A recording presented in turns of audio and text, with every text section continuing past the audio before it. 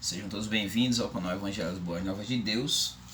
E dessa feita vamos falar um pouco sobre a restauração nacional e espiritual de Israel, né?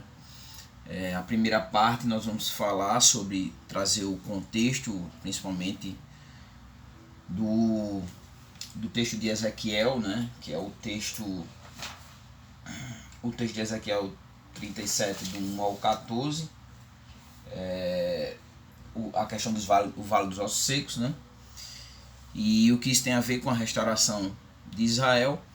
Depois, na segunda parte do vídeo, eu vou estar falando sobre a dispersão de Israel, como se deu as suas etapas, e a restauração propriamente dita da nação de Israel como nação pós a dispersão. O texto de Ezequiel, como todo mundo já sabe, se você não viu os outros vídeos anteriores, tem toda uma sériezinha aí sobre Ezequiel. Ezequiel convivia ali entre o povo no exílio babilônico, né? Daniel estava na corte de Nabucodonosor e Ezequiel ele estava entre o povo ali espalhado, né? Entre os exilados, não na corte, mas entre o povo. E é dentro desse contexto que vai acontecer várias situações. Ezequiel vai ter algumas visões, né? E orientações para a condução daquele povo, para Deus estar alimentando a esperança daquele povo, né? Que estava cativo, né? Se nós voltarmos antes no capítulo 36, você vai ver, eu fiz até um esboçozinho aqui, você vai ver que no capítulo 36 é apresentado o pecado de Israel, capítulo 36, versículo 16 e 17, né? Eles mancharam a terra com sangue e haviam se tornado um povo idólatra, né? E o resultado disso, versículo 18 e 19, ainda do capítulo 36, é que eles seriam dispersos entre as nações, né? E aí, essa dispersão levou também, daí a importância dessa restauração de Israel, porque Deus ele tinha feito algo, maravilhas entre o povo de Israel, e agora o povo de Israel se encontrava naquela situação. Você vai ver no versículo 20 e 21 do capítulo 36 que o nome do Senhor, os pagãos estavam difamando o nome do Senhor, né? E o argumento é que ele não conseguia cuidar do próprio povo. Daí então, podemos dizer, a solução, né? É que Deus ele resolve desagravar o próprio nome, né? E como que ele faz isso? Através de algumas ações, né? Deus ele deseja que as nações entendessem quem ele era, já que eles estavam difamando, agora vocês vão saber quem Deus é. E as ações dele giram em torno exatamente de Israel, o que Deus ia fazer através de Israel para mostrar para essas nações, né? Que ia dar colheita a Israel, 36 do 8 ao 12, né? Não permitiria que as outras nações devorassem a nação de Israel, o versículo 13 ao 15 do 36 ainda.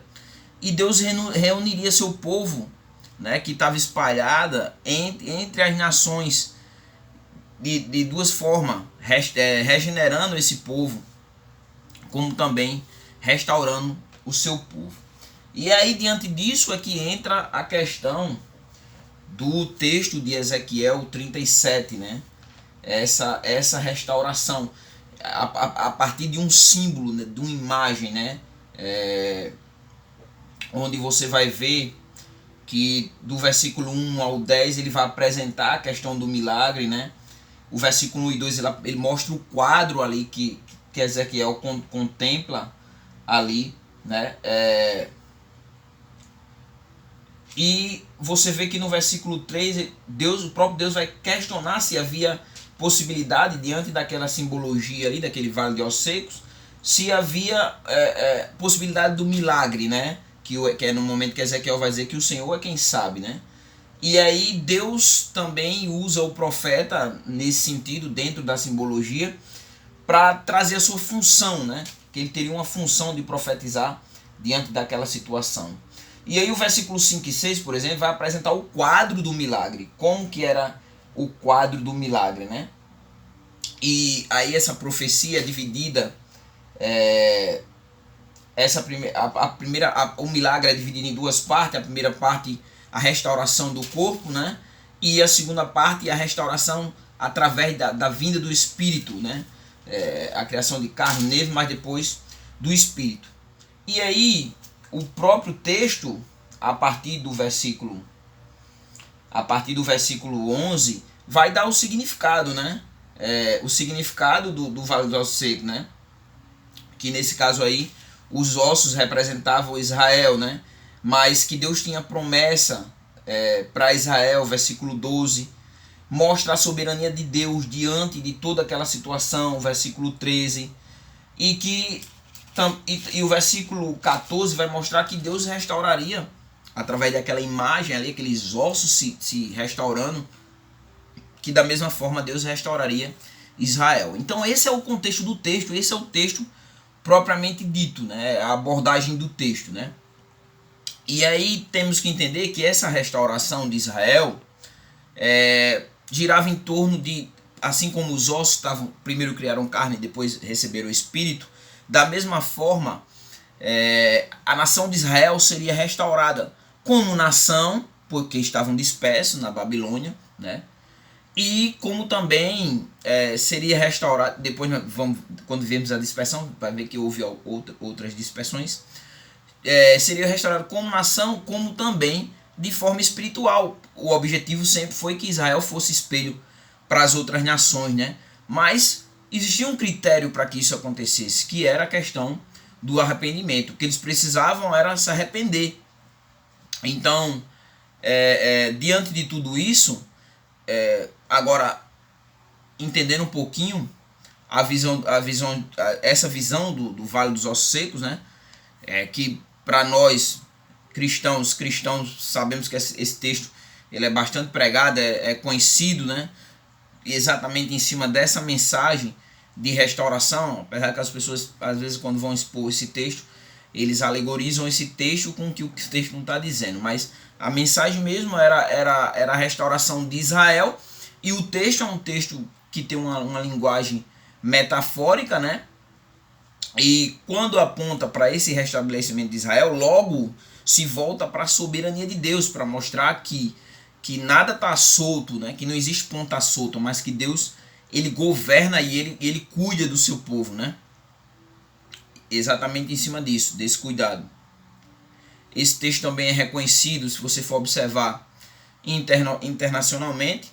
E, como eu falei, o objetivo é tanto a questão de Israel como nação, politicamente falando, como o espiritual, né? Quando nós formos falar da questão da dispersão, a dispersão é que os judeus foram dispersos, espalhados por todos os lugares do mundo e em várias nações, né? Através de várias nações, todo canto do mundo hoje nós temos judeus, né? E também, como na terceira parte, observar que Israel é um milagre de Deus, a própria nação de Israel, né? Israel se encontra no meio de um monte de inimigo e já se foram diversas vezes para tentar destruir Israel e não conseguem destruir Israel, né? Como falei, Israel se encontrando ali numa zona de guerra, né? E que se não fosse a mão de Deus sobre Israel, Israel já teria sido dizimada da face da terra há muito tempo, né? E aí vem a questão, né? Explorando um pouquinho mais essa questão da visão do Vale de Ossos Secos, o Vale de Ossos Secos, né? Nós vamos ver a primeira questão dos ossos secos mesmo, né? Você vai ver que Ezequiel ele vai ser levado, agora explorando o texto, ele vai ser levado, né? O versículo 1, né? E o Senhor me levou em espírito, né? O próprio Deus ele vai conduzir Israel, conduzir Ezequiel aquele local para que ele observasse, né? E aí, mais uma vez, em visão, o texto não é um texto, ele não vai corporalmente, mas ele é levado em visão até aquele lugar. E aí ele tem essa experiência com o sagrado, né? Como havia acontecido antes. Você vai ver que isso já havia acontecido em Ezequiel 1:1, né? Os céus abriram e eu tive visões de Deus. Ezequiel 8:3, né? O Espírito me levou entre a terra e o céu e me levou a Jerusalém em visão, que ele vai da Babilônia a Jerusalém. Ezequiel 11:27, ele me levou e o Espírito me levantou e me levou a Caldeia numa visão pelo Espírito de Deus, né? E aí vem a questão, o contexto local da própria visão, né? Você vai ver que era um vale, né? Ali um local onde estava repleto de ossos secos, onde estava ali repleto de pessoas mortas e só os ossos, sem carne, já totalmente o tempo já havia se passado, propriamente dito, numa visão fisiológica, e só restaram ali os ossos, já não havia vida alguma, poderíamos dizer assim, né? Ezequiel 1:37, né? Me levou a um vale cheio de ossos secos, né? E essa figura propriamente do vale, figurativamente, nós estamos vendo o quê? A morte, a própria morte, né? O fim, né? O fim último, tá ali, só os ossos, né? A derrota, poderíamos dizer assim, a derrota de uma batalha.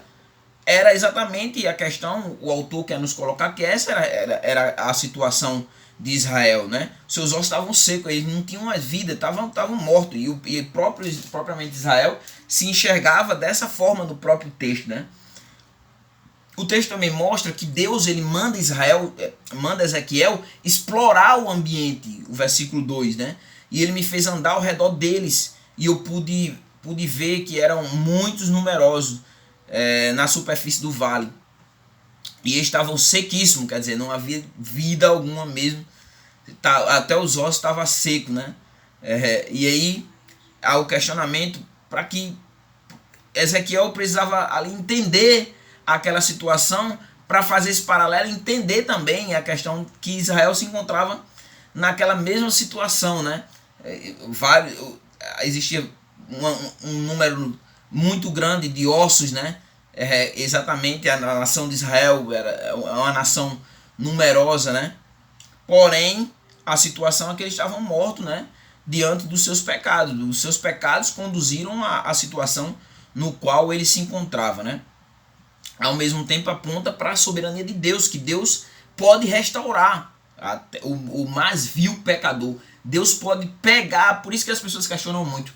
Caramba, quem era essa pessoa? Agora quem ele é? Não é por a própria pessoa, mas é Deus que regenera o ser humano mais vil pecador. Ele transforma. Há uma transformação, né? Deus transforma o pecador, não importa o grau que ele se encontre, né? Do mesmo jeito de Israel aqui, né? E o prenúncio da visão, o prenúncio dessa visão em si, Ezequiel contempla ali nesse prenúncio o milagre com antecedência, o que Deus faria, né? Que Deus ia restaurar a nação de Israel, né? E restauraria Israel por completa, tanto como nação, como espiritualmente. Aquela situação não ia ficar ali, as outras nações veriam quem realmente Deus era, né? Quem realmente Deus é e quem Deus representava, que Deus não havia abandonado o seu povo. Lembrando que o contexto é sempre aquele que o Deus que vence uma batalha é o Deus que é superior ao outro. Logo a ideia de que Deus não fosse superior, né? Com essa restauração mostraria que Deus continuaria sendo Deus único, Deus, o Deus soberano e o Deus de Israel, que era bastante famoso entre as nações, né?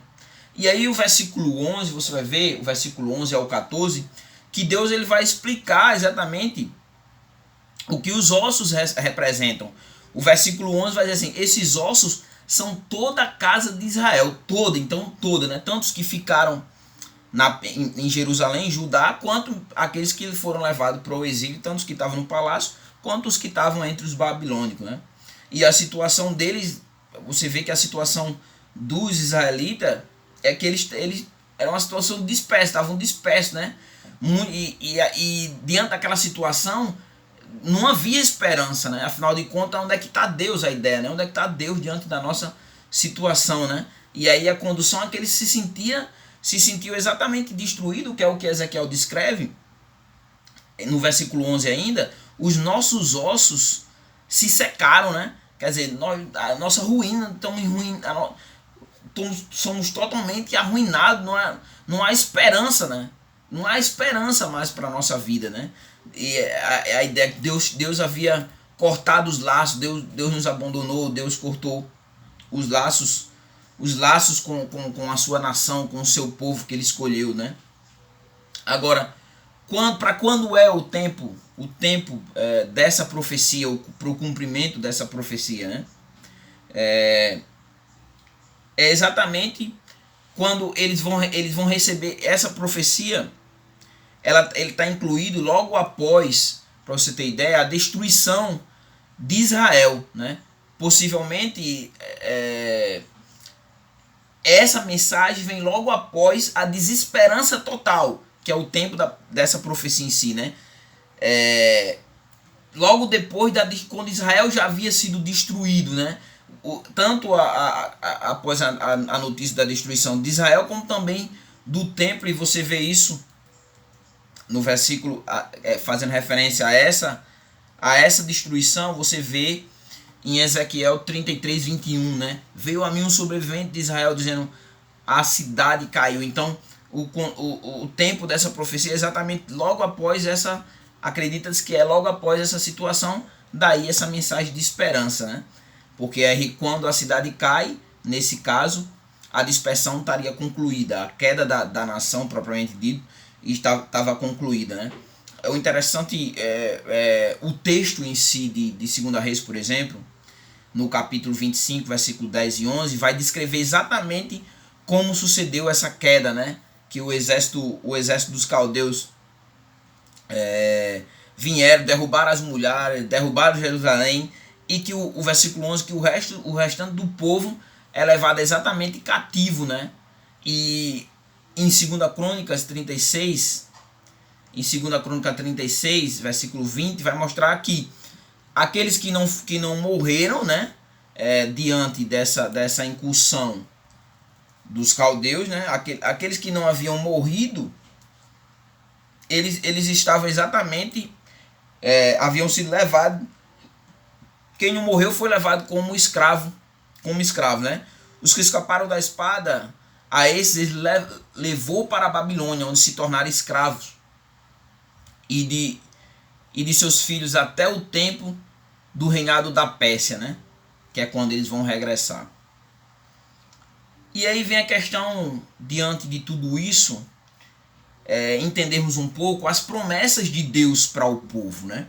As promessas de Deus para o povo é que Deus, ele em decorrência da condição do ser humano, a conduta do ser humano, os caminhos que o ser humano traça, Deus pode permitir uma situação ou decretar uma situação sobre o seu povo, né? Nesse caso, Oséias traz muito bem isso, Oséias 6:1, que Deus tanto é aquele que fere quanto aquele exatamente que cura. Então Deus conduziu o povo àquela situação, mas também é o Deus que é capaz de restaurar também o seu povo, né? Oséias 6:1 nos convida exatamente a essa ideia. Venham e voltemos para o Senhor, porque Ele nos despedaçou, mas vai nos curar. Ele nos feriu, mas vai atar as feridas, né? Então, agora é necessário que o povo reconheça essa situação. Como também, diante das promessas de Deus, o próprio Deus havia falado, anunciado ao povo que isso poderia acontecer em decorrência da própria conduta do povo, do caminho que o próprio povo havia seguido, vinha seguindo, né? Você vai ver isso exatamente em Moisés, né? Que Deus já havia dito que se o povo tivesse uma conduta desobediente, o resultado seria esse, né?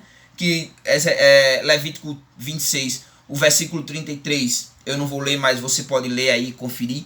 Eles seriam espalhados, né? Isso em decorrência da conduta dele, né? Seriam espalhados, seriam conduzidos a habitar entre os inimigos, com a religião dos seus inimigos, com o contexto dos seus inimigos, né?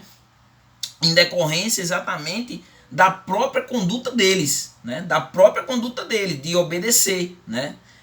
E o texto ainda descreve que no local, eles saindo do seu local de conforto para habitar numa situação onde eles eram estrangeiros, a sua situação emocional seriam que eles teriam crise, inclusive crise de ansiedade, que é o que vai mostrar exatamente no versículo 36, né? E o versículo 37 vai mostrar que eles cairiam diante da espada por causa da desobediência, né? Então Deus, o próprio Deus, faz a promessa que eles seriam derrotados se eles seguissem o caminho que desagradava a Deus, né? Você vai ver isso também em Deuteronômio 28, capítulo 28, versículo 25 e o versículo 36 e 37, né? Que quem proveria a derrota do povo era o próprio Deus, o versículo 25 vai dizer isso, né? E que eles seriam levados para outras nações. Outra nação levaria o povo por causa da desobediência, né? E em decorrência disso, eles seriam escarnecidos e zombados, né? Exatamente em decorrência disso. Eles zombariam deles. Olha aí, cadê o seu Deus? Por que olha aí onde é que vocês estão? Onde é que está o seu Deus? Mas Deus é muito misericordioso. Porque se ele não fosse misericordioso, quando eu me deparo com muitos cristãos assim, que se colocam como um super, poderia dizer assim, uma espiritualidade elevadíssima, assim, eu tenho muito receio quando eu contemplo isso, porque o que eu entendo é que nós não somos super crentes, entendeu? Somos falhos e a nossa tendência é a corrupção, por mais que tenhamos o Espírito Santo dentro de nós, né? E se não fosse a misericórdia de Deus, nenhum seria nem salvo, nenhum, mas é a misericórdia de Deus. E essa misericórdia é expressa exatamente através da promessa do regresso, né? Jeremias 31:17 vai dizer exatamente isso, que os filhos voltariam para a terra de Israel, quer dizer, ainda há esperança para vocês, não acabou, né? Como também em Ezequiel, né? Dos dois contextos do exílio, um em Judá e o outro na Babilônia, né? Ezequiel já vai dizer que o Senhor iria juntar todo mundo novamente, ia juntar onde tivesse espalhado, ia juntar o seu povo novamente. E aí qual é algumas observações para a gente finalizar essa primeira parte, né? Com relação ao Vale dos Ossos Secos, né? Que esse vale, você vai ver que ele representa essa dispersão de Israel, do povo de Israel, né? Mas ao mesmo tempo, mesmo diante, né, como nós vimos, a cidade havia caído, o templo havia sido destruído, né? Mesmo diante dessa condição que eles se encontravam naquele momento, mas ainda havia esperança. Havia esperança para o povo, né? Eles não podiam desfalecer diante de tudo aquilo, mas que eles deviam olhar para esse texto, olhar para esse texto de Ezequiel, para essa visão, e que Deus ele iria restaurar. Existe esperança. Os judeus até hoje se apegam a esse texto, apesar que já foi uma parte, os judeus já constituíram a sua nação novamente, né? Mas os judeus se apegam a esse texto, né? Porque eles vislumbram nesse texto a própria restauração de Israel como nação e também de forma espiritual. Então essa é a primeira parte do vídeo. Eu vou encerrar por aqui, né? Que é esse primeiro panorama, entendermos a visão do Vale dos Ossos Secos. Na próxima parte do vídeo a gente vai entender a questão como se deu essa dispersão dos judeus entre as nações, né? Como que se deu. E na última parte vamos observar Israel como um milagre de Deus, como uma nação que é um milagre de Deus e um espelho para que todos olhem para ela e sejam direcionados ao próprio Deus. Então, que Deus abençoe. Se você não é inscrito no canal, se inscreve no canal, compartilha esse vídeo para alguns outros irmãos também, para que eles possam também estar sendo abençoados, né? E aprendendo um pouco mais através da palavra e conhecendo mais as escrituras, a palavra de Deus, a Bíblia, tendo uma intimidade maior com a Bíblia e entendendo textos como esse, textos que são bem complexos, inclusive bem simbólicos do livro de Ezequiel. Que Deus os abençoe.